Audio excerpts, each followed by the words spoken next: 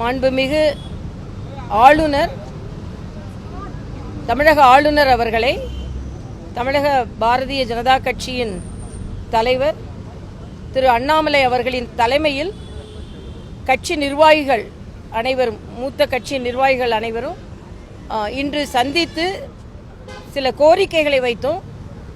ஏனென்றால் இப்பொழுது இந்த கள்ளக்குறிச்சியில் நடைபெற்றிருக்கின்ற இந்த விஷச்சாராயத்தினால் மக்கள் இறந்து கொண்டிருப்பதும் பல நூற்றுக்கணக்கான மக்கள் பாதிப்படைந்திருப்பதும் தமிழக அரசு அதை இட்டு செல்லுகின்ற முறை சரியாக இல்லை என்பதுதான் எங்களது கருத்து.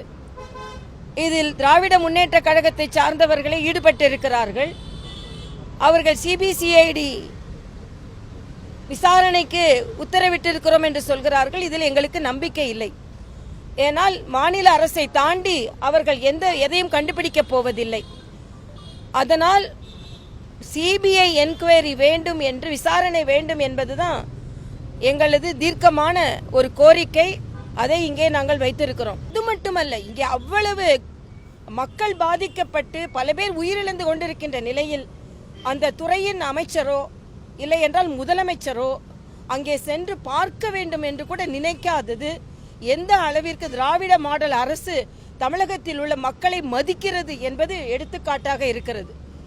அதே போல இதை ஜனநாயக நாட்டில் ஒரு குற்றம், ஒரு பிரச்சனை ஒரு மாநிலத்தில் நடந்தது என்றால் அதை கண்டிப்பதற்கு அனைத்து அரசியல் கட்சிகளுக்கும் உரிமை இருக்கிறது.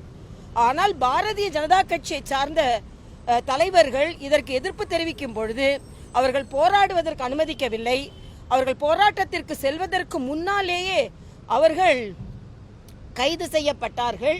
அது மட்டுமல்ல, அவர்கள் காவல்துறையினரால் மிக மோசமாக நடத்தப்பட்டார்கள். பெண்கள், ஏனென்றால் இது எரிசாராயத்தையும் விஷச்சாராயத்தையும் பற்றியது, அதனால் பெண்கள் அதிகமாக கலந்து கொண்டார்கள். பெண்கள் கைதாகி இருக்கிறார்கள் என்று கூட பாராமல் 10 மணி வரைக்கும் அவர்களை வைத்து அதற்கு பின்பு அவர்களை விடுதலை செய்திருக்கிறார்கள். அவர்களை மிக மோசமாக நடத்தியிருக்க ஒரு அரசியல் கட்சி நிர்வாகிகள் போல இல்லாமல் குற்றவாளிகள் போல நடத்தி இருக்கிறார்கள். இதையெல்லாம் வன்மையாக கண்டிக்கத்தக்கது. இதையெல்லாம் குறித்து நாங்கள் மரியாதைக்குரிய மாண்புமிகு ஆளுநர் அவர்களும் சொல்லியிருக்கிறோம். மாநிலத்தில் ஒரு வழக்கை விசாரிப்பதற்கு மாநில அரசுடைய அனுமதி பெற வேண்டும் இது சம்பந்தமா ஏதோ ஆளுநர்கிட்ட இல்ல, அதுதான் நாங்க அதனாலதான் ஆளுநர்கிட்ட கொடுத்துருக்கோம். ஏன்னா ஏன் சிபிஐ வேணான்னு சொல்றாங்க? சிபிஐ உங்களுக்கு மடியில பயம் இல்லைன்னா, கனம் இல்லைன்னா சிபிஐ விசாரிச்சுட்டு போட்டோம். ஏன் குற்றவாளிகளை தானே கண்டுபிடிக்க போகிறார்கள். இவர்கள் ஏன் பயப்படுகிறார்கள்? குற்றவாளிகள் கண்டுபிடிக்கப்பட போகிறார்கள். குற்றவாளிகள் கண்டுபிடிக்கப்பட்டால் அது இவர்களை சார்ந்தவர்களாக இருக்கும் என்பது இவர்களுக்கு தெளிவாக தெரியும் திராவிட முன்னேற்ற கழகத்திற்கு.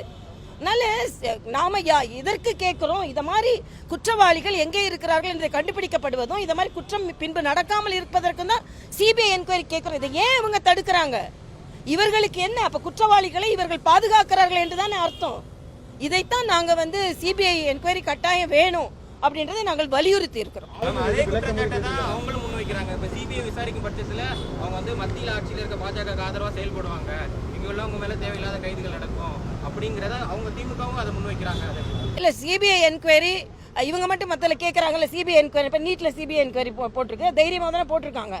குற்றவாளிகள் கண்டுபிடிக்க வேண்டும்ன்றதுக்காக தானே.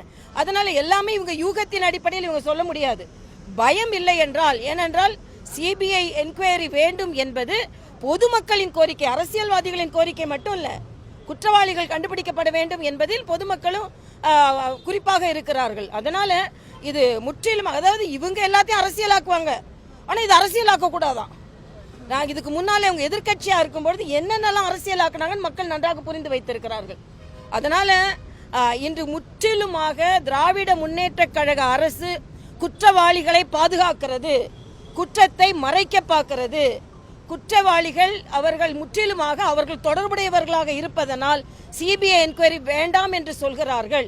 ஏன் எல்லாவற்றிற்கும் மேலாக ஏன் முதலமைச்சர் அந்த இடத்திற்கு போகலன்னு நான் கேட்கிறேன். ஒரு முதலமைச்சர் போய் இத்தனை இறப்புகள் நடந்திருக்கிறது, ஒரு ஆறுதல் சொல்லதுக்கு முதலமைச்சர் போக மாட்டாரா? துறை அமைச்சர் போக மாட்டாரா? துறை அமைச்சர் தார்மீக பொறுப்பேற்று அவர் உடனே விலக வேண்டும். ஏன்னா அதற்கு எந்த தார்மீக உரிமையும் இல்லை அவர் என்ன அமைச்சராக தொடர்வதற்கு தெரிவித்துக் கொள்கிறோம். செய்திகளை உடனுக்குடனும் துல்லியமாகவும் தெரிந்து கொள்ள சப்ஸ்கிரைப் பண்ணுங்க.